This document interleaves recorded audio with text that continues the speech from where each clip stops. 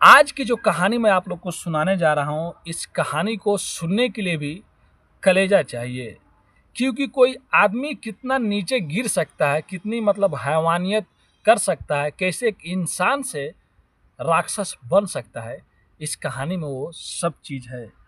एक या दो नहीं, एक ऐसे मर्डर मिस्ट्री की कहानी मैं आप लोग को सुनाने जा रहा हूँ, जहाँ पे पुलिस को एक या दो दिन नहीं, कुल 50 दिन लग जाते हैं इस केस को सुलझाने में। लगभग 20 लोगों पे शक होता है, 7 लोगों को पुलिस अरेस्ट करती है, एक तो खुदकुशी भी कर लेता है और 8वें के जाके फांसी होती है। और उसी टाइम वहाँ पे इलेक्शन होने वाला रहता है, विधानसभा चुनाव का। और ये कहानी केरल की है। तो आप लोग से मैं रिक्वेस्ट करता हूँ, इस कहानी को जरूर लास्ट तक सुनिएगा और जो भी आपका राय होगा इस पर राय जरूर दीजिएगा। तो नमस्ते, आदाब, सत श्री अकाल। आज की जो सच्ची घटना मैं आप लोग को सुनाने जा रहा हूँ, ये घटना केरल का पेरमपुर का है। 28 अप्रैल 2016 की बात है। केरला में एक जगह है जिसका नाम पेरमपुर है। वहीं पे एक 30 साल की लड़की अपने माँ के साथ में रहा करती थी। वो बेहद गरीब रहती है और उसके पिता बचपन में ही उन लोगों को छोड़ दिए थे। और वो लड़की का सपना रहता है कि मैं वकील बनूंगी और वकील बनने के बाद सबका मदद करूंगी। अब धीरे धीरे उसे पेरमपुर में ही एक कॉलेज में दाखिला मिल जाता है और कुछ सालों बाद वो वकील बन जाती, पढ़ाई भी उसकी कंप्लीट हो रही होती है। तभी अचानक 28 अप्रैल 2016 की रात 8:30 बजे जब उसकी माँ अपने घर पे आती है, जो कहीं पे काम करती थी, काम करके गुजारा करती थी, जब घर में आती है तो क्या देखती हैं कि घर में चारों तरफ खून बिखरा हुआ है। और जो उनकी बेटी है, एक माँ अपने बेटी को इस हालत में नहीं देख सकती है, पूरा खून से लथपथ है। और वो जो लड़की रहती है उसका नाम जिसा रहता है, वो लड़की वहीं पे मर गई रहती है। अब वो चीखने और चिल्लाने लगती है और अपने आस पड़ोस लोगों को बुलाने लगती है। तभी कुछ लोग घर में आते हैं और आने के बाद जो भी ये मंजर देखते थे, सबके दिल सहम जाता, सब कोई डर जाता था। तभी वहीं से कुछ लोग पुलिस को फ़ोन कर देते हैं और पुलिस तुरंत वहाँ पे मौके पे पहुँचती है। और मौके पे पुलिस पहुँचने के बाद उस लाश को, यानी कि उस लड़की के लाश को कब्जे में लेती है। और जो पुलिस भी देखती है तो पुलिस भी सहर जाती है, क्योंकि ऐसा कौन ऐसा कत्ल कर सकता है, इतनी हैवानियत कर सकता है। अब वहाँ से उस लड़की की लाश को पोस्टमार्टम के लिए भेज दिया जाता है। और वहाँ पे ये इलेक्शन होने वाला रहता है 2016 में, जब वहाँ विधानसभा का, तो ये बात मीडिया में भी आ जाती है। अब 2012 में निर्भया केस जो दिल्ली में हुआ था, इसी नाम से, निर्भया जिसा के नाम से 2016 में भी वहाँ पे के अखबारों में फ्रंट पेज पे छपने लगता है। और वहाँ की जो विपक्ष पार्टी रहती है और जो पक्ष में पार्टी रहती है, जिसकी सरकार चल रही होती है, वहाँ पे तो अभी इलेक्शन होने वाले रहते हैं, ये दोनों ओर से बातचीत होने लगती है कि जल्द से जल्द इस लड़की को न्याय दिलाया जाए। अब पुलिस के ऊपर दबाव होता है और पुलिस अब इसकी छानबीन करने लगती है। अब पुलिस को वहाँ से एक चाकू मिलता है और एक शराब की बोतल मिलती है। अब वो मिलने के बाद पुलिस और थोड़ा सा दूर पर जाती है तो उसको एक चप्पल भी मिलता है। अब पुलिस को ये लग रहा होता है, हो ना हो ये कातिल का होगा और कातिल ने इसी से मर्डर किया होगा और अपना चप्पल यहीं पे छोड़ के चला गया होगा। अब 1 या 2 दिन बीता रहता है। पुलिस अब इस चक्कर में रहती है कि कैसे उसको पता लगाया जाए कौन है कौन नहीं है। तभी डॉक्टरों का रिपोर्ट भी, मेडिकल रिपोर्ट आ जाता है और डॉक्टर लोग बताते हैं कि जो कातिल था वो पक्का नशे में होगा या हैवान होगा।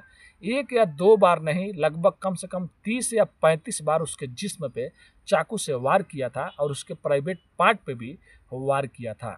और यहाँ तक कि उसके जो गर्दन है, यहाँ पे उसके कंधे पे दांत से इतना तेज काटा था कि उसके पूरे दांत का निशान वहाँ पे उग गया था। और जो कातिल है, हो ना हो, जो एक्सपर्ट होते हैं जो कोई चीज़ बताने में, वो कहते हैं कि कातिल के दांतों में गैप रहा होगा, क्योंकि वहाँ पे जो रहता है दांत का निशान, वहाँ पे गैप भी रहता है। अब पुलिस को ये और एक सुराग मिल जाता है कि जो भी कातिल होगा उसके दांतों में सुराग होगा। तभी वहीं की एक लड़की होती है जिसका नाम श्री लेखा होता है, जो उस जिसा की घर से थोड़ा सा दूर पर रहती है। वो कहती है, लड़की साहब, मैंने एक आदमी को उस दिन देखा था, उधर से ही वो निकल रहा था, उसके घर के साइड से निकल रहा था, पीली कमीज पहना हुआ था और ये नहर पकड़ के वो चला गया।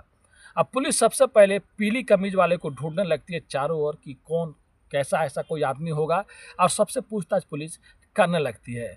लेकिन पुलिस जहाँ तक भी जाती है, देखती है, तो पुलिस को और कुछ ज़्यादा मिलता नहीं है।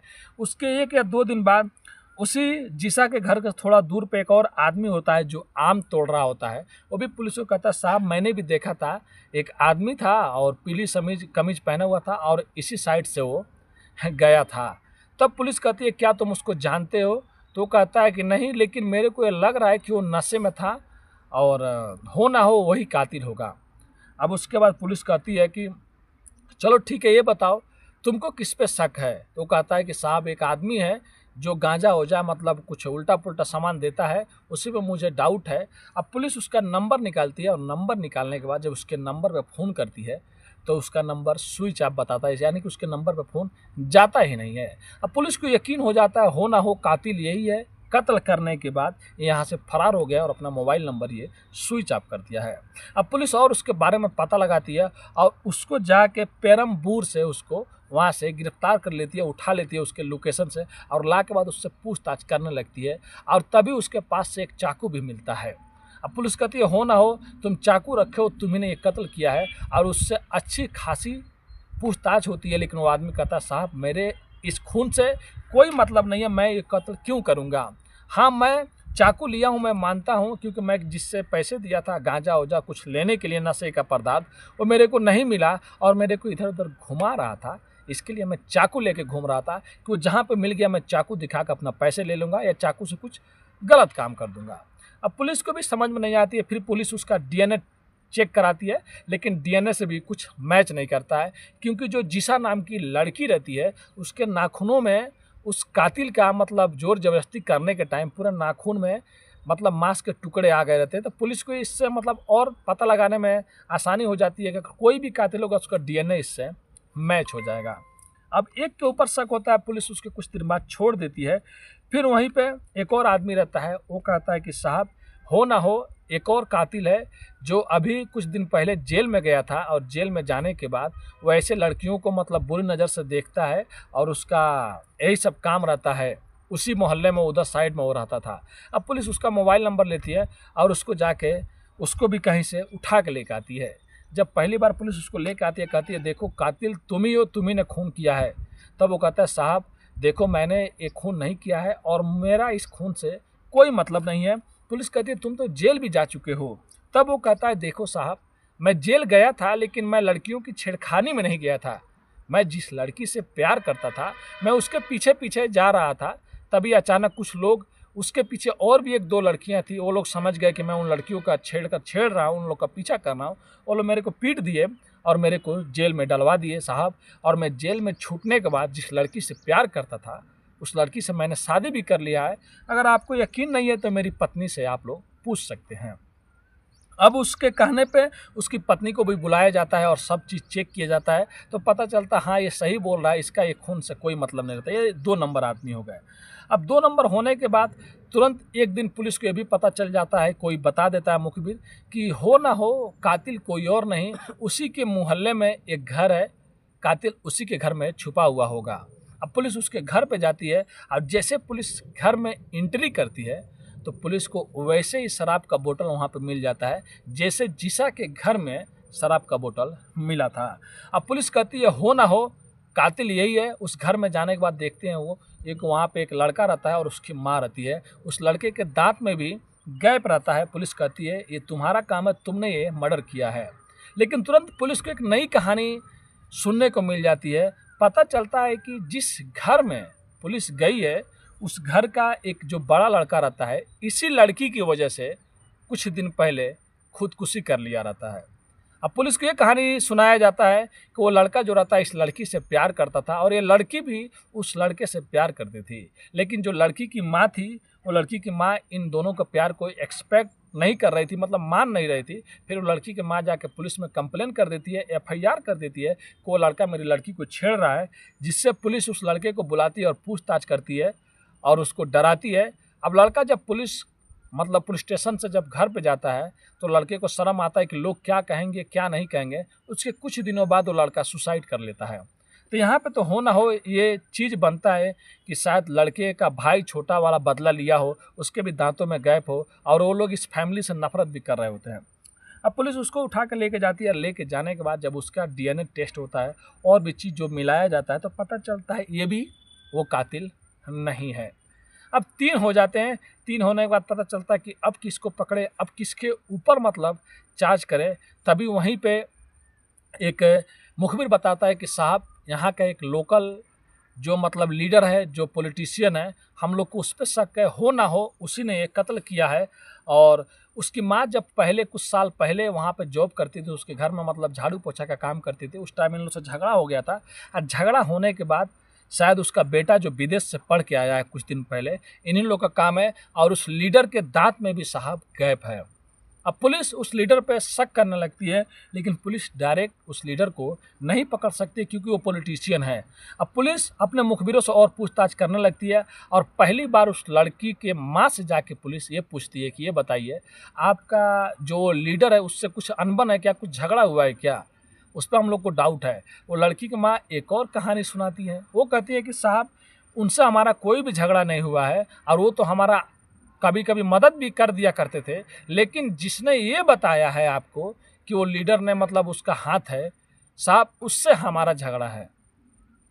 अब पुलिस उसकी माँ को छोड़ कर जाती है। जिसने ये गवाही दिया रहता है कि मतलब लीडर का हाथ है, पुलिस उसको उठाती है और उठाने के बाद पुलिस कहती है कि तुम तो बोल रहे थे कि मतलब वो लीडर का काम है और तुम्हारा तो पर्सनल मैटर है। तब वो अपनी सच्चाई बताता, कहता हाँ साहब, मैं सोचा कि ये केस में इसको ही फंसा देता हूँ, ऊपर से मतलब क्या बोलते हैं इलेक्शन भी आया हुआ है और इसके दांतों में गैप हो ना हो आप लोग का शक इस पर चला जाएगा। तो फिर पुलिस उसको उठा कर जेल में डाल देती है क्योंकि ये पुलिस को गुमराह कर रहा होता है।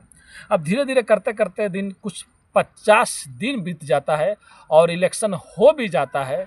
और इलेक्शन होने के बाद सरकार भी बदल जाती है। यानी कि जब ये सब केस हुआ था, कांड हुआ था, उस टाइम दूसरी सरकार थी केरल में। और उसके बाद जब 50 दिन बीत जाता है तो दूसरी सरकार आ जाती है। अब दूसरी सरकार जो आती है वो पहले ही वादा कर रही होती है। अब सरकार आने के बाद जितने भी मतलब अधिकारी थे सबको चेंज कर देते हैं, जो इन्विटेशन करने वाले रहते हैं, जो जांच करने वाले रहते हैं। और उसी टाइम एक महिला जो सीनियर मतलब पहले के जो पुलिस में बहुत बड़ी अधिकारी रहती है, उनको अपॉइंटमेंट किया जाता है। और उनको अपॉइंटमेंट करने के बाद कहा जाता है कि आप अब इस केस को देखिए और अपने स्तर से इसको जाँच कीजिए। अब जब वो आती हैं तो पता चलता है एक बार कि सुर्खियों में पेपर में छपने लगता है कि शायद एक पुलिस वाले पे शक कर रहा है कि मतलब पेपर में छप जाता है कि क्या पुलिस ने ऐसा सब काम किया है। फिर पुलिस को सामने से आके बताना पड़ता है कि वो पुलिस वाला नहीं था, वो दूसरा आदमी था जिसको हम लोग सर पे नकाब लगा के लेके आए थे।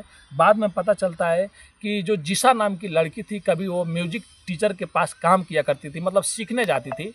तो हो ना हो म्यूजिक टीचर के ऊपर भी मतलब शक हुआ।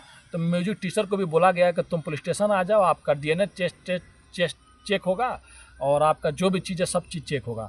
तो म्यूजिक टीचर कहता है देखो साहब, मेरी समाज में बहुत इज्जत है और मैं बच्चों लोग को पढ़ाता हूँ, आप लोग मेरे को लेके चलो, लेकिन मेरा चेहरा ढक के लेके चलो, मेरा मतलब इज्जत नहीं जाए। तो पुलिस बताती है कि वो कोई और नहीं, वो म्यूजिक टीचर था जिसका हम लोग चेहरा ढक के लाए थे, लेकिन आप लोग ये समझ गए को कोई पुलिस वाला है। अब इसके बाद पुलिस को और भी मतलब जितना भी डीएनए टेस्ट होता था कोई भी मतलब पकड़ा ही नहीं जाता था, किसी का मैच होता नहीं था। लगभग शक पे शक और सरकार पे दबाव भी पड़ रहा था कि मतलब इतना दिन हो गया अभी तक वो कातिल नहीं मिला। तभी मालूम चलता है कि जिशा के घर से लगभग 30 या 35 मीटर पे एक घर है, वहीं पे एक बोलते हैं कि एक बस ड्राइवर रहा करता था जो अक्सर औरतों को और लड़कियों को बुरी नज़रों से देखा करता था। अब पुलिस किसी से उसका नंबर लेती है और कोई उसको फ़ोन करके कह देता है कि पुलिस तुमको ढूंढ रही है। अब पुलिस जैसे उसको फ़ोन करती है, वो बस चला रहा होता है, बस तुरंत रोकता है और वहाँ से वो भागने लगता है। पुलिस उसको गिरफ्तार करती है, पकड़ती है। पकड़ने के बाद कहती है कि बस कातिल तुम ही हो, तुम भाग रहे थे। अब वो कहता है साहब मैंने कोई कत्ल नहीं किया, क्योंकि वो कभी कभी उस मोहल्ले में जाके कहीं भी खड़ा होकर पेशाब करने लगता था, किसी के भी घर के सामने थूक देता था और महिलाओं को गंदी नज़र से देखता था। जब बाद में उसका भी डीएनए टेस्ट होता है और उससे भी अच्छे खासी से पूछताछ होती है तो पता चलता है कि वो भी कातिल नहीं है। अब पुलिस को कुछ भी समझ में नहीं आ रहा था आखिर में होगा तो क्या होगा। लेकिन एक दिन 50 दिन होने के बाद एक जो मजदूर होता है वो पुलिस को फ़ोन करता है और कहता है साहब हो ना हो मुझे एक आदमी पर शक है जो मेरे साथ में काम करता था और जो आप लोग पीली कमीज के बारे में बात करते हैं, चेक करते हैं हर एक मतलब आई विटनेस के ऊपर, लेकिन मिलता नहीं है। लेकिन मेरा एक दोस्त ऐसा था जो पीली कमीज वो पहनता था और उसके दांतों में गैप था, और वो उसी दिन से गायब हो ना हो वही होगा। अब पुलिस तुरंत पूछती है, उसका लोकेशन निकालती है, तो पता चलता है कि वो तमिलनाडु यानी कि चेन्नई में वो रोजगार के लिए वहीं पे गया है, जो मजदूर है। अब पुलिस वहाँ जाती है और तमिलनाडु से उसको गिरफ्तार करके फिर से उसको केरल लेके आती है, और केरल आने के बाद जब उससे पूछताछ करती है तो पहली बार सच्चाई सामने आती है, सबके होश उड़ जाते हैं। जो आदमी तमिलनाडु से पकड़ के आया रहता है वो आखिर में वहाँ का लोकल केरल का नहीं होता है, वो होता है असम का, और उसका नाम रहता है अमीरुल इस्लाम, जो असम का रहने वाला रहता है, और वो मजदूरी करने केरल में गया रहता है। और वो अक्सर नशे में रहता था, और जो जिसा नाम की लड़की थी उसके ऊपर उसकी नज़र हमेशा गड़ी रहती थी, और वो इसी फिराक में रहता था कि कब मुझे अकेला टाइम मिल जाए, जब मैं जिसा के साथ में जो करना चाहता हूँ, जो हैवानियत सोच रहा था वो कर लूँ। लेकिन एक दिन जब उसको मौका मिलता है, देखता है कि जिसा की माँ घर पर नहीं है, तो वो एक चाकू अपने साथ में रखता है और एक शराब की बोतल लेता है और जिसा के घर पे चला जाता है। और जाने के बाद जिसा से जो ज़बरदस्ती करने लगता है, वो लड़की इसका मतलब विरोध करती है, वो जिसा का उसी की चुनरी से उसका गला घोटने की कोशिश करता है। और जब इन दोनों में हाथापाई हो रही होती है तो जो अमीरुल इस्लाम होता है वो चाकू निकालता है और ताबड़तोड़ उस लड़की के ऊपर हमला करने लगता है। एक या दो बार नहीं, 36 बार हमला करता है। वो लड़की खून से लथपथ हो जाती है, उसके प्राइवेट पार्ट को भी ये चाकू से रौंद डालता है। ये बाकायदा पुलिस के एफआईआर में और कोर्ट के कागज़ में एफआईआर में लिखा गया है कि वो इतनी बार मतलब बहुत बार चाकू से वार किया था, जब तक वो लड़की मर नहीं जाती है। लास्ट में यह होता है कि जिसा मर रही होती है तो बोलती है कि मुझे पानी पिला दो, 2 घूंट मुझे प्यास लगा है। लेकिन जो अमीरुल इस्लाम रहता है, जो हैवान रहता है, वो पानी नहीं पिलाता है, उसके मुंह में शराब की बोतल जो थोड़ा सा बचा रहता है उसके मुंह में लड़की के डाल देता है, और ठीक कुछ मिनट बाद वो जिसा वहीं पे दम तोड़ देती है। अब जब जैसे जिसा दम तोड़ती है तो अमीरुल इस्लाम वहीं से निकलता है, शराब की बोतल वहीं पे छोड़ देता है और अपना चाकू भी उधर उधर के फेंक देता है। और निकलने के बाद पीली कमीज जो पहना रहता है तुरंत आता है, अपना चप्पल नहर के पास छोड़ देता है और रेलवे स्टेशन आता है, और जो अपने उसके जिस्म पे खून लगा रहता है पूरा कपड़े को छुपाता है और कपड़े चेंज करता है, और उसके बाद वो वहाँ से आसाम निकल जाता है। और आसाम जाने के बाद लगभग 1 महीना हो जाता है उसको। जब ये लगता है कि मतलब मैं पकड़ा नहीं जाऊंगा, तो 1 महीने बाद वो फिर से तमिलनाडु चेन्नई चला जाता है रोजगार के चक्कर में, और इधर इस केस को 50 दिन हो गया रहता है, तब जाके वो पकड़ा जाता है। अगर उसका दोस्त शक नहीं करता कि मतलब वो बताया नहीं होता कि मेरा एक दोस्त था जो पीली कमीज पहनता था और उसके दांतों में गैप था, तो शायद वो कातिल कभी मिलता नहीं था। लेकिन यहाँ आप लोग आप देख सकते हैं कैसे कि इंसान जो इतनी बड़ा हैवान बन जाता है, उस लड़की को 1-2 बार नहीं इतनी बार चाकुओं से रौंदता है, और थोड़ा भी उसको शर्म नहीं आता है, इंसानियत को शर्मसार कर देता है। एक बेचारी जो निर्दोष लड़की, जो अच्छी लड़की, जो लोगों की मदद करने के लिए वकील बनना चाहती थी, जो गरीबी में पली थी, गरीबी में देखी थी, उसका वो आदमी खून कर देता है और उसके साथ में हैवानियत कर देता है। उसके बाद जो वहाँ का लोअर कोर्ट होता है, डिस्ट्रिक्ट कोर्ट, वो उसको सजाए मौत की सज़ा देता है। लेकिन बाद ये कुछ दिनों बाद एक केस हाई कोर्ट में जाता है, तो हाई कोर्ट कहता है कि इसको सजाए मौत जो लोअर कोर्ट ने दिया है, शायद इसको ये चीज़ नहीं दिया जा सकता, क्योंकि इसका मानसिक दिमाग का या और भी कुछ देखते हुए इसको मतलब अभी केस वैसे चल रहा है, अभी भी उसका केस चल रहा है और अभी भी वो जिंदा है और केरल की जेल में कहीं ना कहीं पे वो बंद है। फिर बाद में वो एक पिटीशन फाइल करता है सुप्रीम कोर्ट से, कहता है कि साहब मुझे मतलब आप लोग असम की जेल में ट्रांसफ़र कर दो, क्योंकि मेरी फैमिली को आने में जाने में प्रॉब्लम होता है और मैं बेहद गरीब हूँ। लेकिन जो सुप्रीम कोर्ट होता है, सुप्रीम कोर्ट कहता है नहीं, किसी भी हत्यारे के लिए, किसी भी मुजरिम के लिए जेल नहीं बदला जाएगा, क्योंकि उसने जो कांड किया है, जो उसने अपराध किया है, वो दिल से परे है। ऐसा वही काम कर सकता है जो हैवान हो, जिसको इंसानियत से ऊपर जो राक्षस हो वही ये सब काम कर सकता है। तो फिलहाल वो केरल की जेल में बंद है और ये केस हाई कोर्ट में चल रहा है। फिर इसके बाद ये सुप्रीम कोर्ट में जाएगा और एक ना एक दिन उसको सजाए मौत की सज़ा ज़रूर मिलेगी, जो उस बेचारी लड़की जिसा के साथ में किया है। तो जिसा की आत्मा को शांति मिले, और ऐसे अपराधी जहाँ भी हैं, जो भी गलत काम कर रहे हैं, तो सरकार जो है, सुप्रीम कोर्ट है, जो हाई कोर्ट है, इनको सख्त से सख्त सज़ा दे, क्योंकि ऐसी लड़कियों और महिलाओं के साथ में सब गलत काम नहीं करें। तो ये थी कहानी आज की एक लड़की की। तो सोच सकते हैं, ये कहानी मेरे को भी सुनाने में मतलब ऐसे लग रहा है यार, दिल अंदर से रो रहा है। तो हैवान कैसे रहा होगा, थोड़ा भी उसको तरस नहीं आया होगा। तो ये कहानी सुनाने का उद्देश्य किसी का भी दिल दुखाना नहीं है, किसी भी का आहट पहुंचाना नहीं है, बस आप लोग को जागरूक करना है, आप लोग को सचेत करना है। बहुत जल्दी किसी पर भी विश्वास मत कीजिए। अगर कोई भी ऐसा आदमी नज़र आता है जो आपको लोगों को बुरी नज़र से देखता है, आप लोग को छेड़ता है, तो तुरंत अपने लोकल पुलिस वाले को इन्फॉर्म कीजिए और उनको जेल में डलवाइए, बोलिए, उनसे शिकायत कीजिए। अगर आप लोग छुपाएंगे या उन लोग का विरोध नहीं करेंगे तो शायद वो लोग आगे जाके ये सब घटनाएं को अंजाम देंगे। तो मिलते हैं फिर से नेक्स्ट वीडियो में कुछ अच्छी कहानियों के साथ और सच्ची कहानियों के साथ। अभी के लिए आपका भाई अलविदा लेता है। धन्यवाद।